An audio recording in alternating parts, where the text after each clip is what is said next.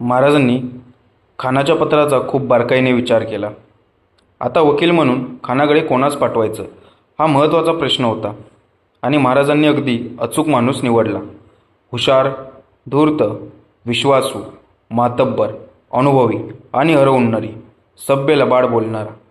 महाराजांनी निवडलेला वकील सभ्य होता आणि लबाडही होता. पंताजी गोपीनाथ बोकील. गडावरच्या मंडळींपैकी हे एक विश्वस्त.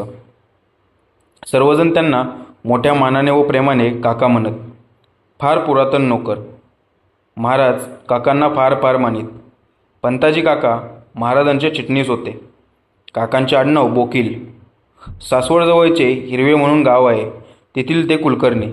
राजकारणातील अवघड सोंगटी काकांवर सोपवावी. काका ती सोंगटी बरोबर खेळवत.